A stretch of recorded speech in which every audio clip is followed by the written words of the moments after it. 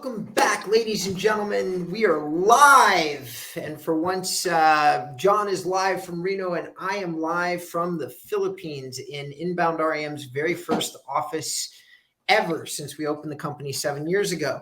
It's not much to look at, but it is an office. We are going to talk about, John has this great subject, advanced Google business profile optimization tips. That's what we're going to talk about for 2023. We have a whole big list. It's exciting. We're really going to educate you. But before we do, John, why don't you go ahead and introduce yourself to the people that may not know who you are?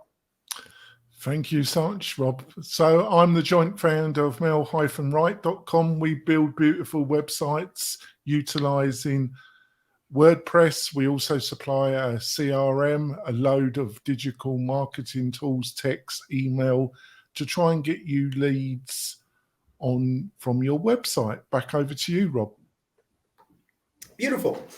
I'm the founder of Inbound REM and a veteran of the real estate marketing industry of 14 years. I am a guy that focuses a lot on SEO. So today we're going to talk about something that really does fall directly into what me and my teams do for our clients. So without any further ado, we're gonna go down the prepared list that John has, and he started off with a really interesting subject, which is nouns, verbs, and modifiers. So John, why don't you tell me and the audience what you meant by that? How does that apply to a Google profile? Well, what I kind of link that to is that your Google business page and the map pack, which is linked to your Google business page. You know, when you do a local search, you want to be free of those real estate agents that show up in the map pack. And it's all linked to having a website, really, because in a competitive area, Google's got a lot of choices. It's based, as you know, folks, you should listen to some of our other podcasts where we talk about your local Google business page and why it's so important to claim it, fill it in, and spend some time with it. It's all free and it's really important. In a competitive sector, how do they choose? Well, they look at your online presence and offline, but it's mostly online, and you should have a website because they're going to be looking at your website. And they look at the wording on your website, as you well know, Robert. You know, I was a bit worried about choosing this subject because obviously I'm talking, my co-host knows a lot more about this than I do. Well, I hope he does. He's a bit of a problem if he doesn't know a bit more than me. So it basically indexes your website, sees the wording on your website, and that will directly influence if you show up on the map pack. And also it looks at your Google business page and other factors. That's why having the right nouns, verbs, and modifiers on your website will affect if you show up on your map pack. So that's my take on it. I'd love to find out what yours is. Okay. I've never really heard it phrased that way. And I think that it's likely that there's a video out there where if you put out like nouns, verbs, modifiers, that you find 4 advanced Google profile optimizations, and it's a YouTube video. And so first of all, when we start talking about optimization on anything that's related to Google, and we do a technical dive, I personally, John, always give the same disclaimer to my customers, and I'm going to give the same disclaimer to you. Technical optimization is fantastic, and sometimes in very competitive markets, whoever has the best technical profile is going to win. Most of the time, though, we can get away with trying to be as useful as we possibly can. Pictures that explain what you do, pictures that show things that you are excited about that relate to your business, such as houses that you really liked that you sold, or customers that you really liked, holding the keys to the house that you sold, things that you find useful. Those things tend to engage people on the profile, and user engagement across all of Google is starting to be the watchword. In other words, it matters more than any other signal, which means that technically speaking, this technical stuff, if we put it all in one huge pile, it probably matters maybe collectively as much as simply trying to be useful to your audience. So having said that, nouns, modifiers, things like that, excitement language, superlative language, yes, it matters. It can matter. And yes, your Google My Business profile connects very much to your website. It also connects even more so to your YouTube channel. Google has created one background profile, okay?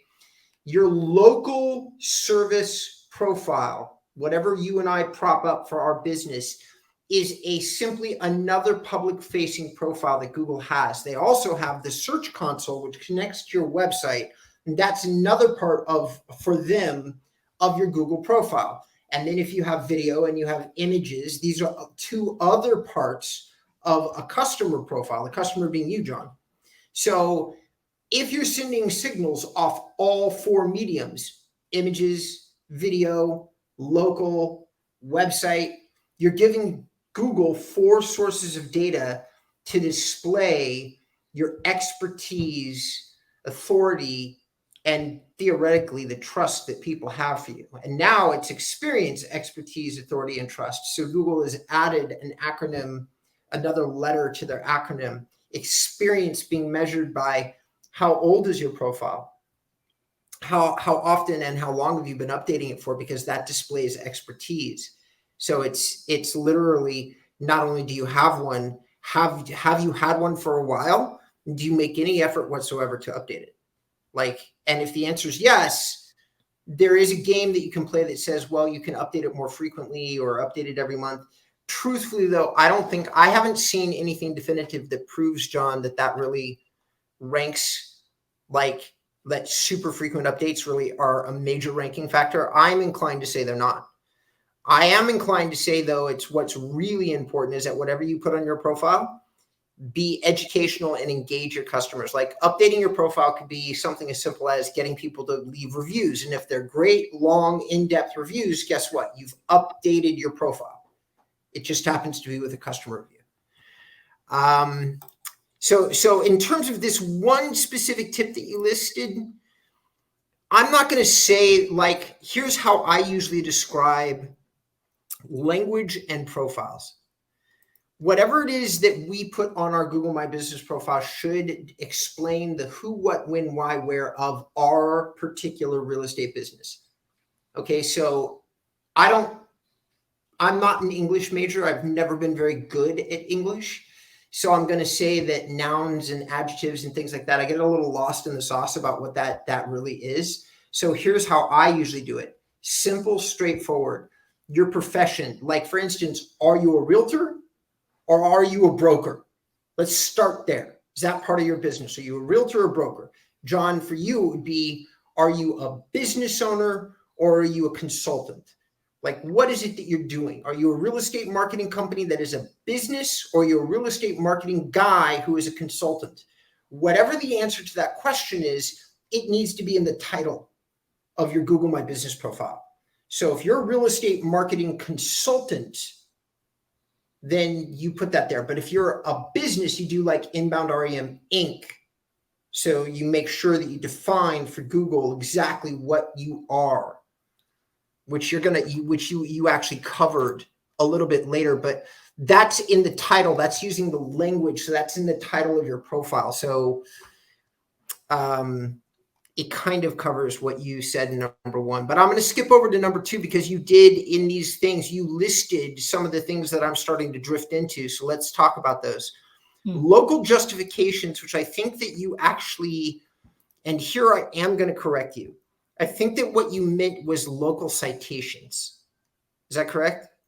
Yeah, kind of, but also reviews. I meant why it's really important to get reviews on your website, but also get reviews on your Google business page. And if they're local, which they should be, and people in their review say, I've just moved to Reno. I moved to Reno 6 months ago, and Jonathan Denwood really helped me find the home of my dreams. I was looking to move to West Reno, and Jonathan really knew the best areas in West Reno, and found us the perfect house in the zip code 89706. If you can get reviews with that kind of zip code or the area, they're real indications to Google. They are signals. I do not disagree. Anytime somebody uses language, they're signals, but there's technical signals that go along with leaving a review too. And here's the whole wide range of technical signals for when somebody leaves you a review. Number one, Google is always tracking the location. They're tracking the location when somebody does the review. They're tracking. So I'm in the Philippines right now. If I was to leave a review, unfortunately, it might very well raise a red flag for a local provider inside the United States, because my current IP addresses are in the Philippines. So what you just said about location, you could spell out and say that I'm 87019. Yet if Google saw a signal that said that I'm in the Philippines, unfortunately, what you've just done is triggered a red flag that might very well impact the overall quality of your Google My Business profile. So you have to be kind of careful. But here's just a good fast rule when it comes to reviews. Yes, anybody that's speaking to you, that is speaking to you from the US and is either relocating to the area that you're in or asking you questions from outside the state or is within the city or county boundaries of where you are at, if they leave you a review, the way that you ask them to leave the review is say, who are you? Where are you coming from? Why did you contact me? And what were you hoping to get answered when you did contact me, or what service were you hoping I would provide? And did I provide it? And did I do a good job? I can break down everything that Google's looking for, because literally in their 500-page document, they literally just basically on every single web page, they want to know who, what, when, why, where, and how. That's it. That's all. It's so simple if you understand how it works. So they're looking for all that data. You help them when you instruct your clients to give that to them in the form of a review. So my name is Robert Newman. I'm moving from Los Angeles to Reno.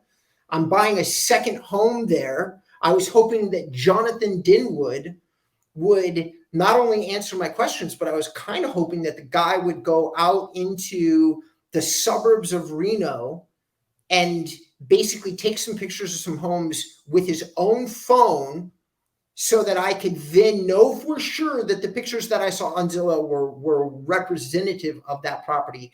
And assuming all of that is correct, I'm now going to get on a plane, fly out to Reno, and potentially make an offer on the property.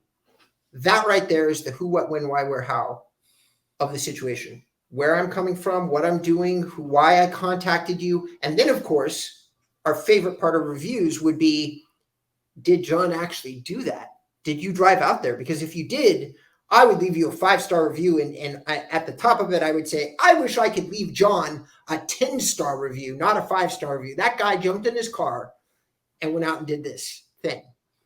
I'll do that for you, Rob. Anytime, Rob. I know you would, because you're amazing. Local justification. So choosing a category for the profile. It's interesting because I saw something come out from, I think his name is Danny. He's the founder of White Spark, and he's like the creme de la creme of people that talk about hyperlocal, the Google My Business stuff. And one of the things that he did is he ran a case study. If you haven't seen it, John, you should check it out, because it's fascinating. And what he did is he took one profile that had selected categories and then another profile that hadn't.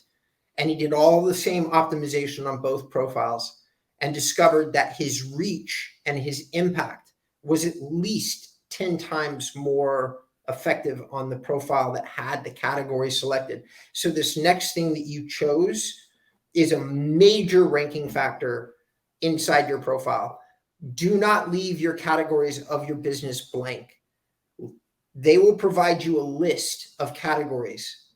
Make sure that you fill out the list of categories to the best of your ability. If you're a specialist, I think it's free, Hmm? isn't it? You can select free. I'm not sure about that. I think it's free.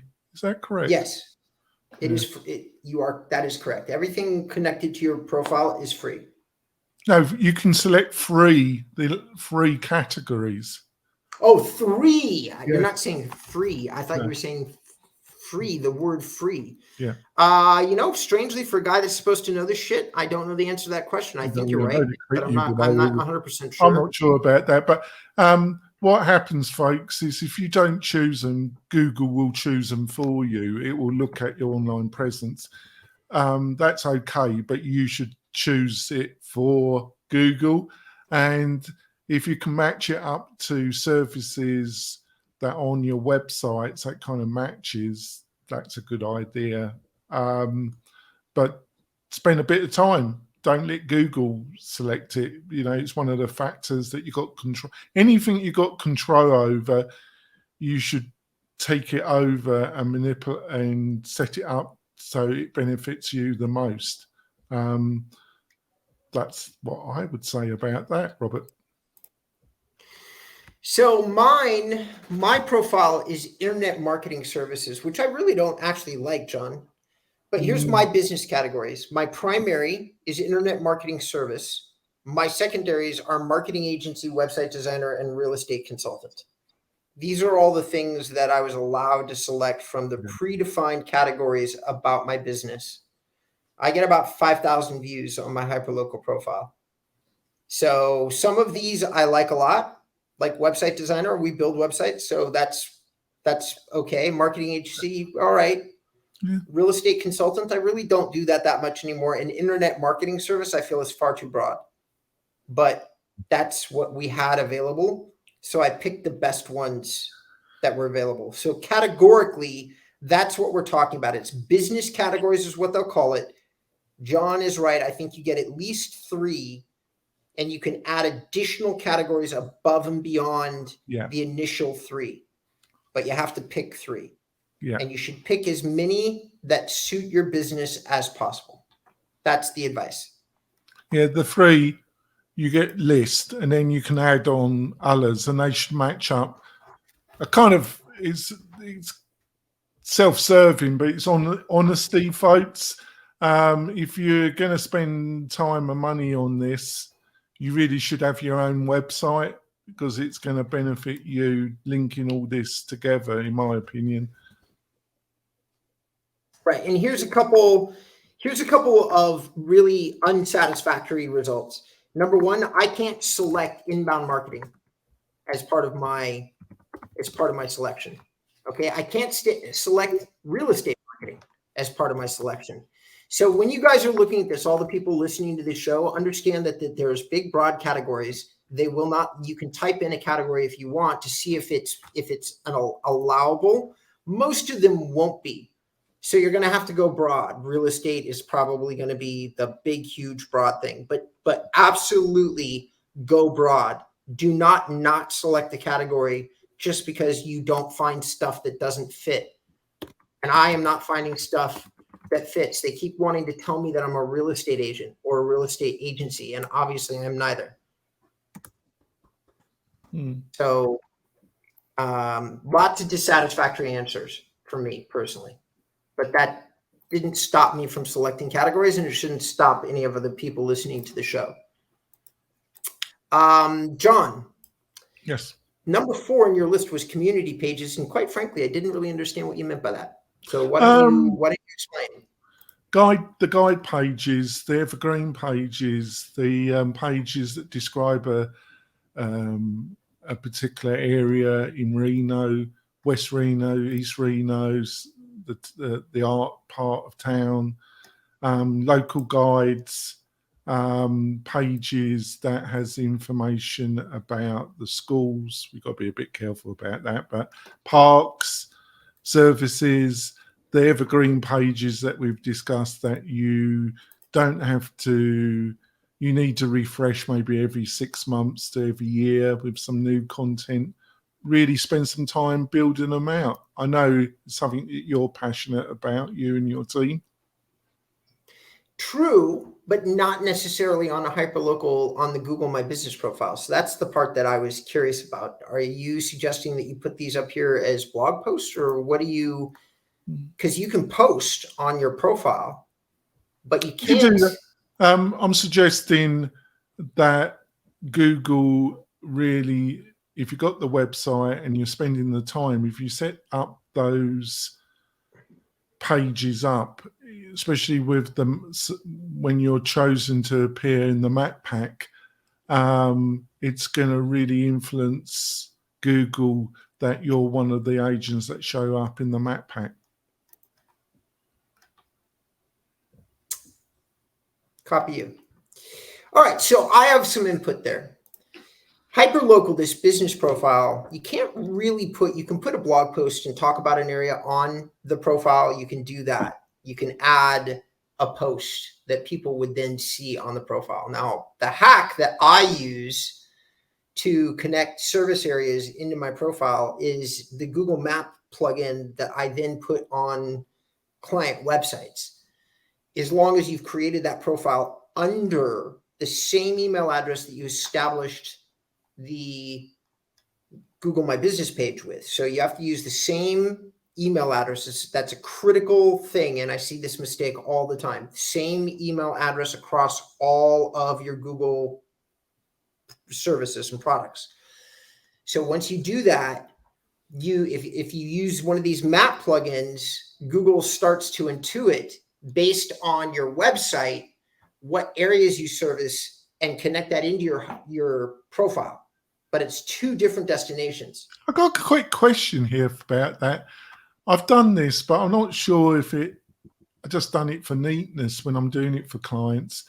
We ask them to set up a specific domain email address, which I utilize if they want us to set everything up for them, like the anything to do with Google, the YouTube channel, setting up the Google business profile, their anything to do with Google. We utilize the same, like we set up like Google at wp-tonic.com, and we use that specific to set everything up for them, and it will forward anything to them and to us if they want it that way, or it just forwards to us. We're fully, but I utilize the same email address for everything connected to that. I set up a specific address utilizing the domain for the website. Is there a question there? No, I just did it for tidiness, but I also think it's a good practice anyway. Would you agree? Got you. Okay. Yes, as long as you have both the time, inclination, and organization. But the one thing that I'm going to say here is you should, like, you can't use John at MailRite and then John at WP Tonic, even if you have both of those email addresses managed out of the same Google console, the same master account. Even if you're hosting both those email addresses out of the same place with the same services, Google will view those two email addresses as two separate accounts. Just so you're clear. Yeah. Like, you have to use the same email address specifically across everything. And if you're setting up an email address for a client that's based on their domain name, I don't know how your process is, but oftentimes my hyperlocal team is a little bit ahead of my other teams. So they're setting up the profiles before we have the email address available to us. So my rule is, does the client already have a Gmail address? And let's use the one that they've already got. Yeah. So that from a production standpoint, we don't end up producing two separate email addresses. Because I can go on and on, but this is the number one. Like, if you want to say, what is the number one mistake that I watch people make with SEO over and over and over again, is they're using multiple email addresses, not understanding that Google connects everything into a single profile using one email address. It is the number one mistake that I see people making just over and over again. Yep. So let's go into number 5, geotag images. So I'm assuming that you mean images uploaded again to the hyperlocal profile. Is that correct? Yeah, but also to your website as well. If you got, this is something, obviously if you're utilizing your iPhone, but uploading images direct from your iPhone to your website has its own problems. But there are services, websites. There's a website called GeoMGR that we utilize. You can upload, they have a free version and a paid version. And I'll make sure the link's in the show notes, folks. And you can upload one image or a batch of images, and it will geotag those images. And Google, you can't see the tagging, the information, but Google can. And anything you upload to your Google business page or to your website, if you can geotag it, it will help you show up in the Google Map Pack and help in general. I agree with all those things. The one easy way to geotag images, fastest way to get value out of your Google My Business profile without having to necessarily worry about a lot of what John just said, is there is a Google My Business app that you can install on your phone. It gives you instant access to your local profile. If you take pictures with your cell phone and simply upload them through the app on your phone, all that geotagging stuff is done for you automatically, which makes it extremely convenient when it comes to your hyperlocal profile. And another very clever, hacky kind of way for you to get, like, let's just say you want a larger service range as an agent, right, John? Like, let's just say that you're a real estate person. You want your profile to try to be recognized for realtor-based searches across 2 or 3 different cities, not just the city that you live in, not just the city that you have listed as your primary business address. So a sneaky way to try to get that profile to have a deeper reach is to drive around and take pictures. I like this house, or I just sold this house, and then you upload it to Google My Business profile. It's not a listing you have for sale, so there's no rules against posting pictures of houses to your profile. You just simply say, I like this house, and you take the picture and upload it, but it happens to be in a city that you want Google to recognize you as a professional for, that isn't the same city that you have your business address located in. Yeah, it's just great because you're probably driving around anyway, aren't you? Right. You just use your phone while you're driving around, and yes, absolutely. Yeah. All right, so number 6. Yeah. And I have no idea what you meant by this, so I'm anxiously awaiting what the answer to this question is, which is, what are tools that you can't ignore? Well, you probably ain't gonna like this. Well, I'll put in it. Okay. But I'll be interesting. You can't annoy, or you can, but you be advised. AI. There is a number of apps, products that will help you write. That will help you write descriptions, help you write content to some degree. I'm not saying it will write the whole thing. You're going to have to spend, you'll be advised to spend time editing it. And this will increasingly in the next 6 months to a year really affect the real estate industry. It's probably already, every major player's looking into this. So you got to keep, as a real estate agent, listen to this podcast, educate yourself, keep yourself in the loop, because these tools are increasingly going to be coming up, and they're going to be helping you with a lot of the things that we have outlined in this podcast. over to you, Rob. Well, I've already had my first 4-alarm fire with AI, because one of my clients ran some content that we did that he felt was substandard through an AI tool, and it came up that we wrote it with AI. Now, it turned out that we didn't, but there are already customers out there searching content with AI finders. I have it under good authority that Google is furiously putting the final touches on some algorithmic things that are going to pretty much identify AI content with about an 80% accuracy. Now, what does that mean? If you use it and you put it on your site, you're going to get penalized 100% for sure. No doubt about it. Not only is this AI competing product against what Google is doing, so that's bad for them. But more importantly, it's regurgitating the same kind of information. AI doesn't have the intelligence to give 500 people a different answer to the same damn question. It's just not, the technology is not that advanced. And the real-time computing power needed to do that is almost beyond conception. So, because you'd have to be able to understand that you've distributed the answer in 5,000 different places in the world and that you gave a different answer all 5,000 times. Okay, it's unbelievably big, that task. So that means that you're going to have repetitive answers, information that's regurgitating itself over and over again, which goes against the very principle of what Google is trying to do, trying to accomplish. This is a 4-alarm fire for the goodness of the internet, this AI stuff. And it's the death of creativity in some cases. So my opinion about it is different than yours.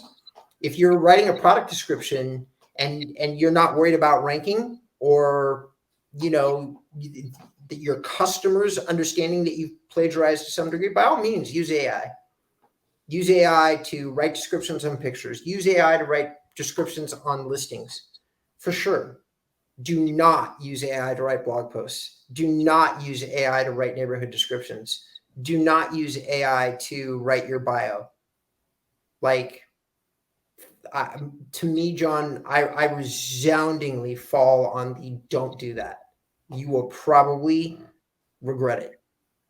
So that's my take on AI, at least right now. But honestly, having said that, here's one thing that you and I talked about, and we talked about this about 3-4 months ago, and it's super funny because it's being propelled into the front of search marketing right now, the very front. And I said I thought this was going to be a thing, and I told you that 3 months ago when we were making. Do you remember in the end of 2022 we made predictions? Do you recall that episode? Do you remember I told you that one of the things I thought we were going to see a lot of is audio? No, I don't, but no. Sorry. Okay. I think I do, yeah. Well, guess what? Guess how ChatGPT is serving up ads? Audio. So when you're using ChatGPT using voice commands, you're now getting audio ads fed back to you. And it's since ChatGPT is changing the way that people are searching. In other words, Bing and Google, Bing and Microsoft have now gathered 10-20% of the search. They have just instantaneously become competitors in search again, just like overnight. Millions of people doing ChatGPT based queries. So all those people are getting fed audio ads. So just an interesting aside, John. That's neither here nor there, really, but a reality of today's market. So yeah. I would agree with you, though. Ultimately, though, I will say this. If we stick to the principle of what you said, tools you can't ignore, I couldn't agree with you more. You can't ignore AI. I would be very cautious about the way you're using it. But can we ignore it? No. Can you as realtors ignore it? No. Please don't keep making the same mistake where you just ignore technology until it's too late. where like you've given all your listings to a company like Zillow and you're completely out of control of your entire profession. Weigh in on the discussions about how people are using AI. Listen to this podcast with guys that are on the bleeding edge of technology, or other podcasts. Doesn't matter where you go, but go someplace where people are having intelligent debates about the pros and cons of using AI in the real estate world. Like, should you use them for listing descriptions? I don't know. I think I would never do that. But John, honestly, I think that one of my vendors has started to use AI in content they're producing for us. It feels like it when I read their shit. And I'm just like, can you not? Like, because I can tell. Yeah, you can. Still. Oh yeah. I run a kind of startup every second Saturday in Reno. It's part of a larger startup organization for Northern Nevada, and we run a monthly meetup discussion. And I was doing a presentation on AI, and that's what you've just said. I totally agree with you. I would say 80% of what you've said I totally agree with. And to me, the content it produces is that there's all types of writing standards, and the only good thing is I think it might encourage more people to be more serious about producing content, but it does produce what I call 101 content. It's content that can meet a certain standard to an audience that doesn't really know anything about the particular subject that they're reading about. But if you've got any kind of intermediate, higher intermediate, up to expert, or I would say above beginner into lower, higher beginner, real low intermediate knowledge about a particular subject, it becomes quite evident that it's been produced by AI, in my opinion. So I agree with you there.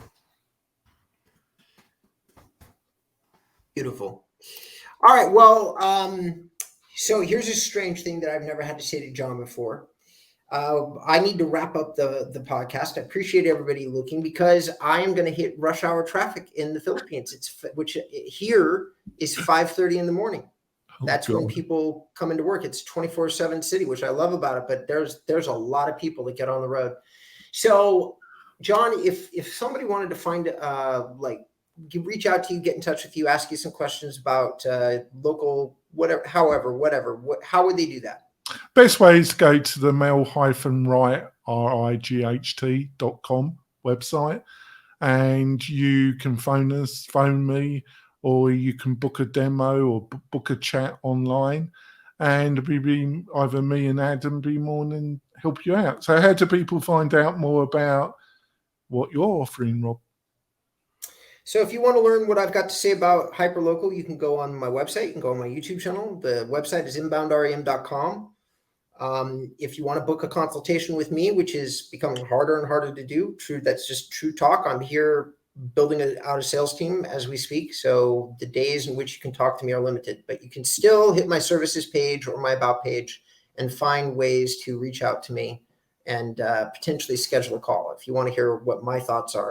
I don't suggest that you do that unless you want the bleeding edge, like deeper explanation.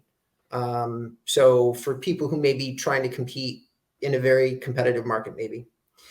God, it's been a lot of fun. This is my first official show out of like an office, John. I'm super excited about it. It's super memorable for me, because I've never had an office in 7 years that I've been doing this business, and I've leased this space. This is really an Inbound REM office. So I'm super excited about it, and appreciate you putting the show together, so that all I had to do was show up from halfway around the world. It's been amazing. The quality of audio, the video has been really good. So we will be back next week, folks. We see you soon. Bye. Bye.